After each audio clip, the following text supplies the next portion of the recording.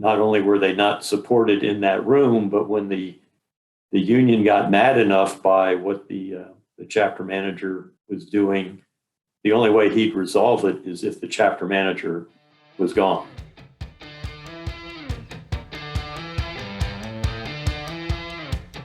All right, so we're back again, another recording of our podcast. And for those of you that decided to listen to our Letters of Ascent podcast, I'm just going to go ahead and reveal a backstage secret here. Sometimes Chuck and I record these on the same day because Chuck doesn't leave Father Christmas up there up year round. At least I don't think you do. Do you, Chuck? No. Okay, no. yeah.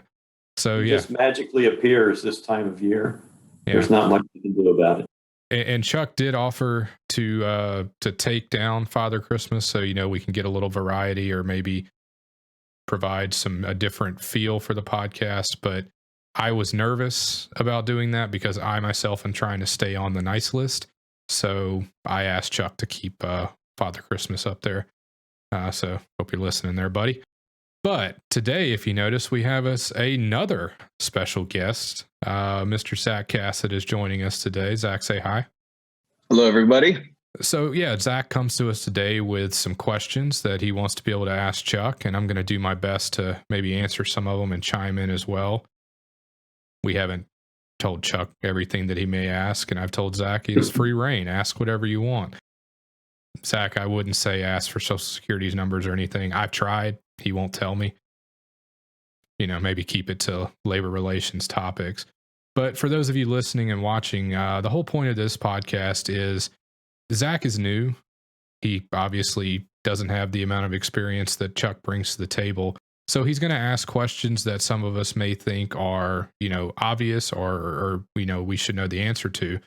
But what you're going to find is some of these questions he's asked, maybe you haven't even thought of it that way. Or there's a chance that Chuck or myself are going to answer it and provide you with information that you didn't know, that you weren't expecting. So instead of listening to me ramble on, why don't I just let Zach jump in? Zach, you got questions? Hopefully we got answers. Well, Ryan, we enjoy hearing you. And I have a list of questions for Chuck today. They're going to be jumping left and right at touching every subject. So that's good. Keep that in mind. So I'll start with some kind of big questions is, as a new chapter manager, what are you seeing? There's some common labor relation mistakes they've made that, that are completely avoidable. I think the most common error is to take on some labor relations issue without fully understanding the history or impact of what you're doing. I've seen chapter managers who listen to a couple of members who are boisterous about a problem they have with the union, and the manager deciding, well, that's something we need to fix. I would caution you that when you get into a chapter, if you do arrive as the new chapter manager rather than an assistant, because the situation is much different there, but if you become the chapter manager, spend some time with the field representative who's assigned to your chapter and ask him about labor relations in that chapter. Ask him about the business manager. What do you know about the business manager? What do you know about the relationships between this contractor or any of the contractors and the the business manager? Because sometimes what you find is a particular contractor has a bad relationship with the business manager because of something that happened years ago, and he has invented these labor relations problems that he wants you as the chapter manager to fix for him, which is just going to put you in the middle, and it's not something the rest of the membership wants you to do anyway. Ryan, do you have any comments? Not on that one, because you pretty well hit exactly what I would have said there. Not knowing the lay of the land first before you try to tackle anything would be one of the biggest mistakes that I've seen made. I guess a way to summarize that one, or just because you are the chapter representative doesn't mean that the employers are always going to side with your way of thinking. And you're wrong to go in and think that. I learned that the hard way going into a grievance. I thought I was right, and I thought my employers were going to back me, and they didn't. You have to understand that, and I still actually hold in that case I was right contractually, but that's where you get into that whole past practice thing, and the employers said, no, this is the way we want to interpret it. This is the way we've always interpreted it. And as an inexperienced chapter manager, what I failed to do was to vet this or have this discussion with my employers. As a new incoming manager, you need to know the lay of the land. Talk to your field rep. Talk to all the contractors independently. Get an idea of what's happening. And this isn't just an academic exercise, or you might be embarrassed by something. Chapter managers have lost their jobs because they tackled the wrong issue. And not only were they not supported in that room, but when the union got mad enough by what the chapter manager was doing, the only way he'd resolve it is if the chapter manager was gone. I guess one other mistake that managers sometimes make: don't look down on the business manager because he used to work with the tools. First of all, to be a good electrician, you have to be pretty smart. But a lot of these guys are very skilled in what they do. They've been doing it a long time, and they're very political. That's how they get elected. So don't come in thinking, I went to the Ohio State University or some other fine school, and I can put this guy in his place at any time. First, that's a bad way to start off a relationship, and often it's not true. Some of these business managers are very good at what they do. And that's, I guess, another piece of advice that I would give, since we're talking about the business managers, is not only not look down to them, but don't neglect that relationship. Oh, yeah. Sometimes, regardless of what your employer's relationship is with the business manager, that needs to be mutually exclusive from your relationship. You have to be able to work with that individual. You have to have some form of trust with that individual. So from day one, you need to be building that. Yeah, and as is typical with these podcasts, we can spend the whole time now on this first question here, but the relationship part of it is in the top three of your questions. Ryan was saying you have to build a relationship, or at least try. Some of these guys aren't going to want to have a relationship with you. You're not going to be friends or even friendly, but you've got to have some level of respect. So just basically treat it like any other relationship you have. That should be important. Treat them as a person. Yeah. Now, you may run into an age difference when you come and somebody's been business manager for 20 or 30 years. The last thing he wants is to have some kid tell him how he's supposed to run his industry. A fun one to ask them, and we'll move on from this one after this so you can get to the rest of your list there, Zach. But I found a way, because I was in that situation where I was a young chapter manager dealing with business managers who had much more experience and years in the industry than I did. I found a good way to get them to open up and share those kinds of things.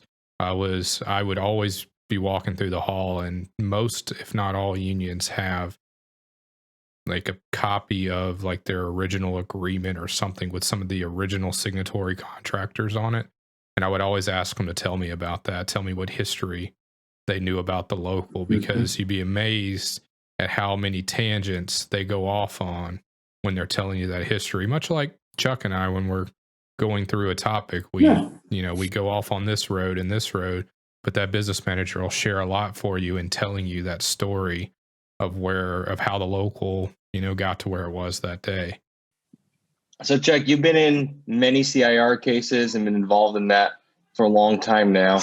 So I'll make this a two-part question. Is number one, tips you have for people for the chapter going to CIR, and number two is common mistakes not only made by NECA but also the labor side of what happens at CIR.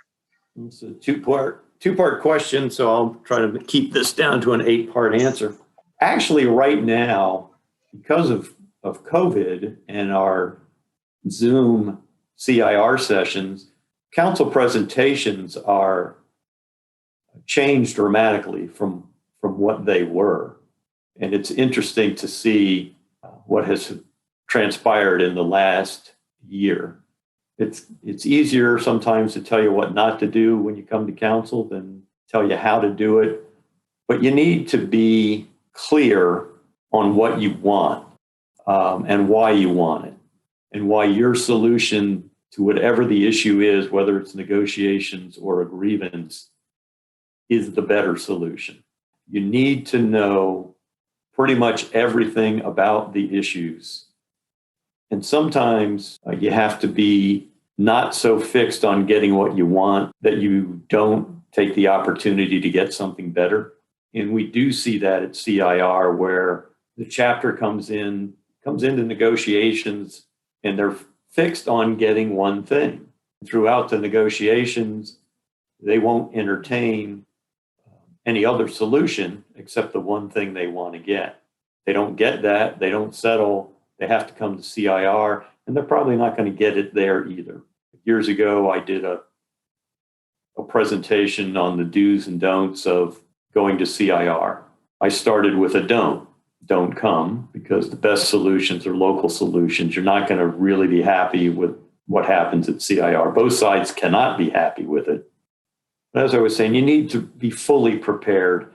One of the failings, I think, chapters get insular when they're in bargaining and they don't reach out to other chapters around them to find out how their negotiations went.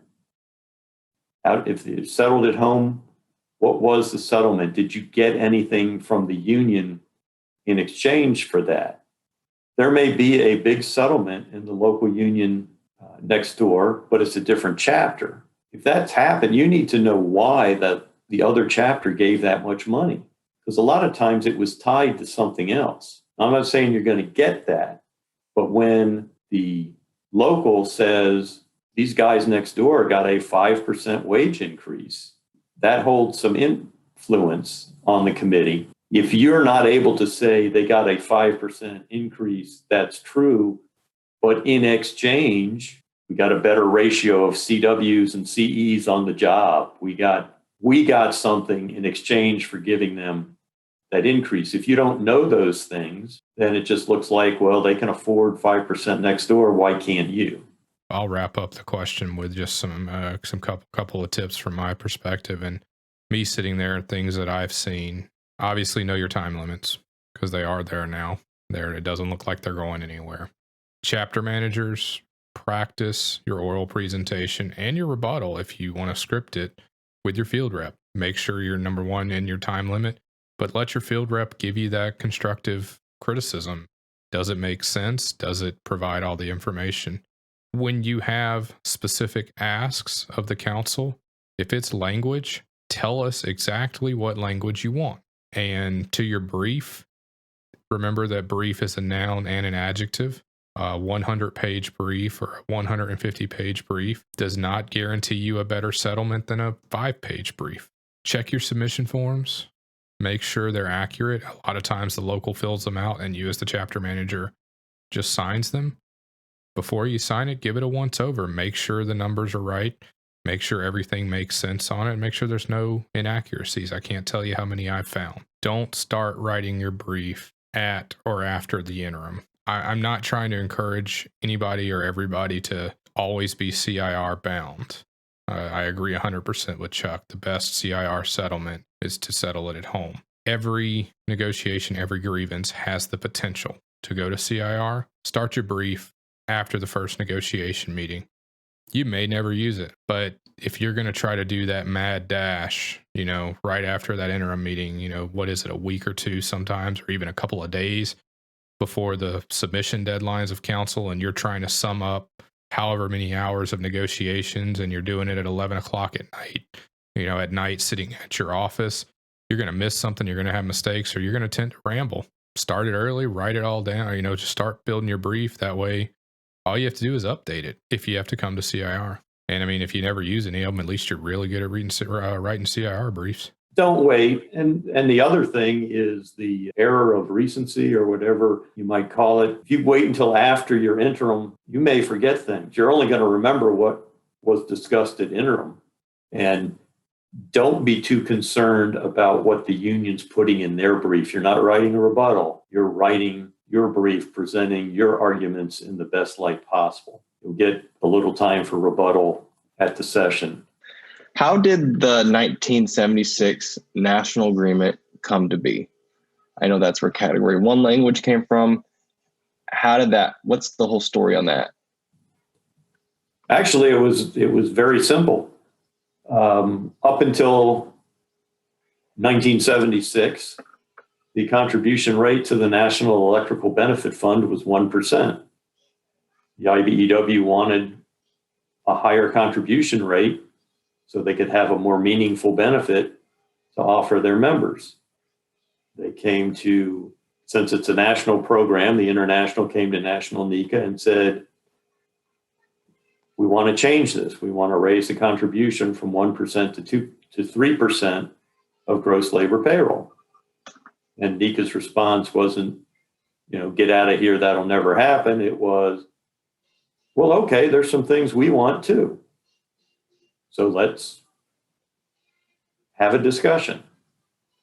And that's how it came about. The union wanted something, we wanted something, and bargaining commenced.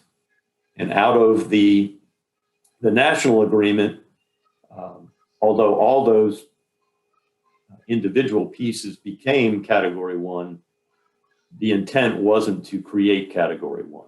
It was just to solve this one negotiations, raising the contribution rate to NABF in exchange for a 1 apprentice for every 3 journeyman ratio, because there had been no defined ratio on jobs or in shops. The shift clause,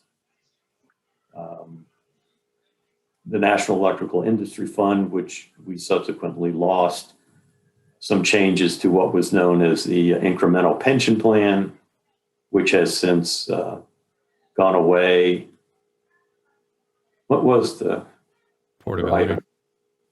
Yeah, the portability, raising it from 1 individual to 4. And What about standard CIR language?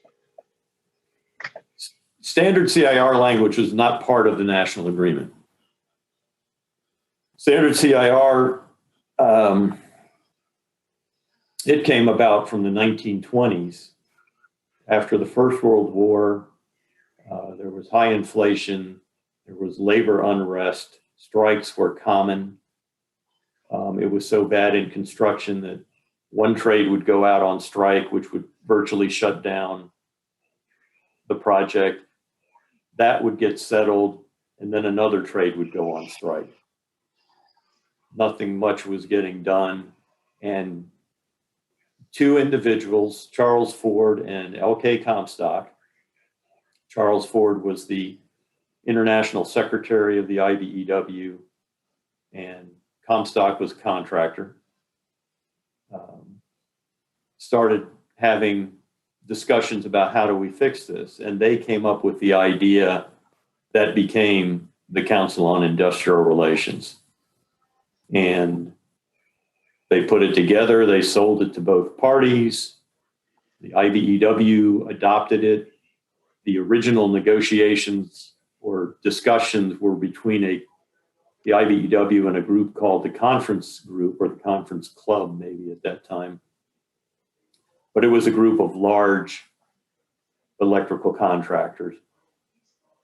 What they eventually, most of them were NECA members anyway, and they decided it would be more appropriate to have NECA as the other party to these negotiations and the development of the CIR. So they did. This was all just about 100 years ago when all this was going on. And they were able to create the Council on Industrial Relations and set up mandatory binding arbitration. It eventually became required of all local unions, or all local union and NECA chapter agreements, and available to other agreements. And of course, there's always a few outliers, just like in referral. There were some areas of the country that already had an arbitration program. So they weren't required to adopt CIR, but by and large, everybody else was. And for quite a while, that was all there was. Then in the 1970s, a lot of stuff happened in the 1970s. A resolution passed at the IBEW's International Convention that would allow a local union to opt out of full CIR and give them back the ability to strike over wages. So that passed. We reluctantly agreed because the law was in favor of that. And in those areas, they now have what we call modified CIR, where their wage negotiations can come to CIR if they both agree. But if they don't both agree to come to CIR, then either side can take economic action, strikes or lockouts. But all their grievances still come to CIR. So Chuck, when it comes to 8F and 9A, how could you give me like an overview version of what each of those versions do and how they affect our members? Okay, what's the difference between an 8F relationship and a 9A relationship? Essentially, it has to do with terminating your relationship with the union. An employer who has been converted or even initially established as a 9A contractor under the traditional meaning of the law, because the employees have chosen of their own free will to be represented by the union, the law imposes an obligation on that contractor to continue to bargain with the union even after an agreement expires, because that was the employee's choice and they want to protect that choice. If an employer has been organized under Section 8F, he doesn't have a legal obligation to bargain after the expiration of the contract. He may have a contractual obligation because of the way the language in the agreement is written to continue to bargain, but he doesn't have a statutory one. If an 8F employer is operating under, say, a modified CIR clause, and he wants to terminate his relationship with the union, he would first withdraw by sending a letter of assent to the chapter and the local union and say, I want to leave the bargaining unit and I want to terminate my agreement with the local union. The local union will then engage that employer in negotiations for a subsequent agreement.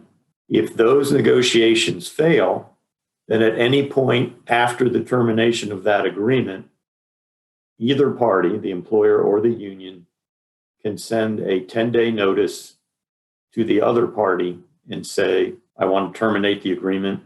At that point, after the 10 days, the union can strike.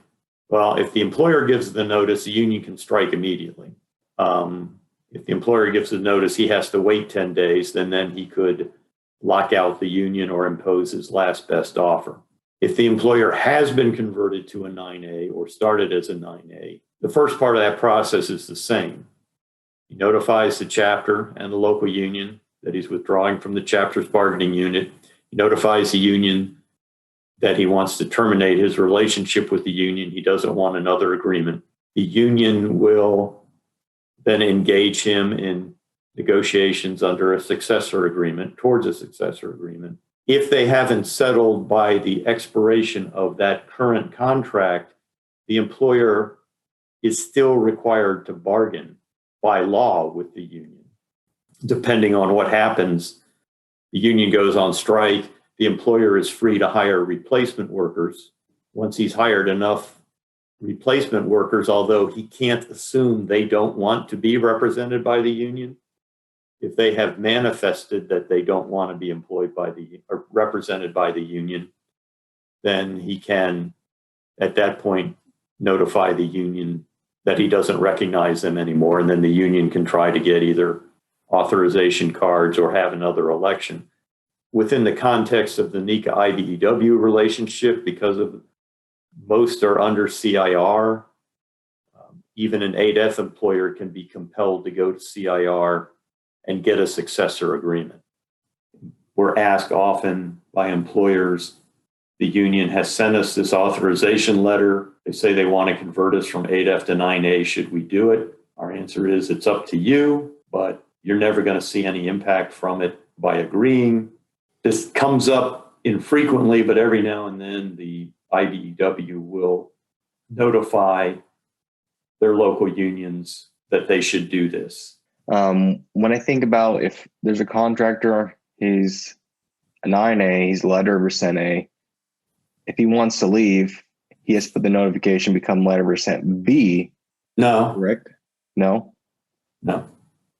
He has to put in notification that he wants to cancel his letter of assent, withdraw the chapter's authorization to act as his bargaining representative. He can include in that letter or send a separate letter that says he wants to terminate his relationship with the union, but it doesn't change his signatory status from 8F to 9A or back. Now, if I sign up, let's say I sign up a small non-union contractor to come in, so they're going to be a NECA employer and be the IBEW. When they sign the letter of percent A, does that automatically make them a 9A? No. They're going to be 8F. They will sign, yes, they will be 8F when they sign that. Now, there's a notation in the letter of assent, and a lot of times in our agreement, there's language that says the employer also agrees it will recognize the union as the 9A representative of the union when the union achieves majority status within the workforce. Essentially, it's an attempt at automatic conversion. It's not effective in making that conversion, although it says the employer agrees to recognize the union. That doesn't happen. But what has happened is the employer now has an obligation that when the union comes calling and makes the show of cards to say that you can't just turn them away and you will sign that authorization.